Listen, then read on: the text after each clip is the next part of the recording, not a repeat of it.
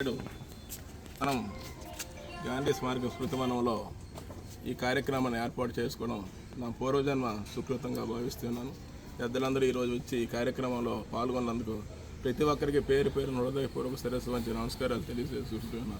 ఒక మహోన్నతమైన వ్యక్తి తాలూకా మూర్తి భవించిన వ్యక్తి గురించి ఈరోజు మనం ఈ వేడుకను జరుపుకోవడం చాలా సంతోషదాయకం. ఆయన 1962వ సంవత్సరంలో భారతదేశానికి ఒక విజ్ఞప్తిని తెలియచేసుకుంటారు. ఆ విజ్ఞప్తే నా జన్మదిన వేడుకల్ని వ్యక్తిగతంగా కాకుండా ప్రభుత్వ పరంగా ఉపాధ్యాయులందరికీ కూడా ఇది అంకితం ఇస్తుందని చెప్పి ఉపాధ్యాయులందరినీ కూడా మేలుకొల్పి జాగృతం చేసిన మహోన్నతమైన వ్యక్తి మహనీయుడు డాక్టర్ సర్వేపల్లి రాధాకృష్ణన్ గారు. 1962 నుంచి 67 వరకు రెండవ రాష్ట్రపతిగా, 1952 నుంచి 62 వరకు మొదటి ఉపరాష్ట్రపతిగా సేవలు అందిస్తూ ఒక దార్శనికుడు, రాజనీతిజ్ఞుడు, విద్యావేత్త, బహుముఖ ప్రజ్ఞాశాలి. ఆయన గురించి ఎంత చెప్పినా చాలా తక్కువే.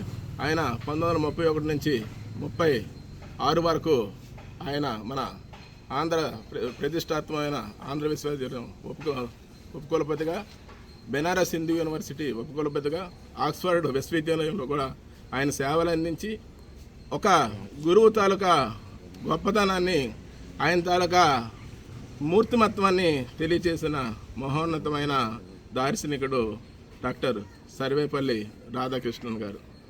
గురువు అంటే అజ్ఞానం అన్నింటా పంచి అందరిలో కూడా మేలుకొలిపి ప్రతి ఒక్కరిని కూడా ఒక కళాగృహంలో అనేక వస్తువులు తయారవుతాయి. అన్ని వస్తువులను తయారు చేయించగల మార్గదర్శకుడు ఎవరైనా ఉన్నారంటే ఆయన ఒక ఉపాధ్యాయుడు మాత్రమే. ఒక ఇంజనీర్ అయినా, ఒక డాక్టర్ అయినా, యాక్టర్ అయినా, ఏదైనా సరే all diamonds as a single personality, only the teacher అని తెలియచేసుకుంటూ సమయభావంలోకి మాట్లాడవలసి ఉన్నప్పుడు కూడా పెద్దరికి మాట్లాడవలసి ఉందని తెలియచేసుకుంటూ